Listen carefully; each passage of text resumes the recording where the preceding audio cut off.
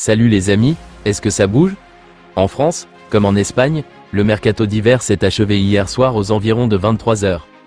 Et, comme attendu en raison des problèmes économiques du club, c'est un mercato sans recrue qu'a vécu le FC Barcelone. Le Barça est donc resté très calme tout au long du marché et en dépit de nombreuses rumeurs. Seule certitude, la volonté du Barça de s'attacher les services de l'attaquant Marcus Rashford, qui a finalement quitté Manchester United pour Aston Villa alors qu'il se faisait une joie de rejoindre la Catalogne. Du côté des départs, le quotidien espagnol, Sport, révèle que le Football Club de Barcelone a reçu une offre de dernière minute au sujet de Pablo Torre. Dans les dernières heures du mercato, une offre en provenance du Portugal et du FC Porto, à hauteur de 8 millions d'euros. Mais le milieu de terrain de Barcelone, qui s'est remis dans la course au titre en Liga avec la victoire contre Alaves et la défaite du Real Madrid face à l'Espagnol dans le même temps, a préféré décliner afin de poursuivre sa carrière au Barça et tenter de s'imposer dans son club de cœur en dépit d'un effectif pléthorique qui regorge de talent. Toujours dans l'actualité mercato, le défenseur Andreas Christensen aurait également été approché dans le « panic buy » par un club allemand dont l'identité n'a pas été révélée. Sans suite, le club en question ayant reculé en raison de la demande du FC Barcelone qui attendait 15 millions d'euros.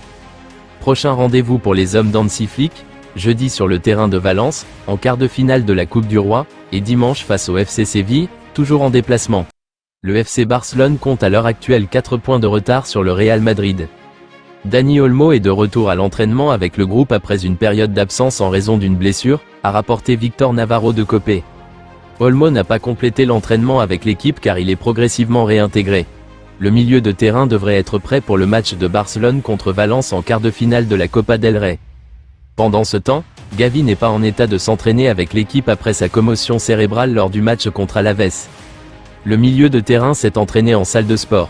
Barcelone a moins de préoccupations en termes de blessures, car la plupart de leurs joueurs sont entièrement aptes à jouer.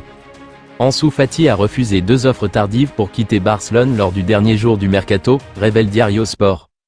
Fati a décliné une proposition de Benfica pour un prêt jusqu'à la fin de la saison.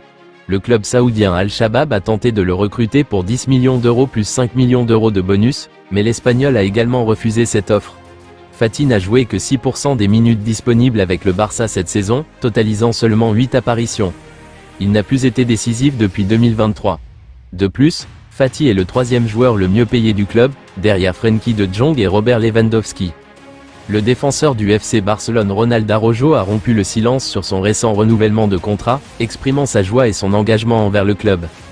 Dans un communiqué, Araujo a révélé qu'il avait toujours été clair sur son désir de rester à Barcelone, malgré les spéculations entourant sa situation contractuelle. « Je suis heureux de continuer de nombreuses années supplémentaires dans ce club », a déclaré Araujo. « J'ai toujours été très calme avec cette situation contractuelle et j'ai été clair sur ce que je voulais. » Araujo a également répondu aux rumeurs selon lesquelles son coéquipier Robert Lewandowski avait joué un rôle pour le convaincre de rester. « Lewandowski essaie de me convaincre de rester ?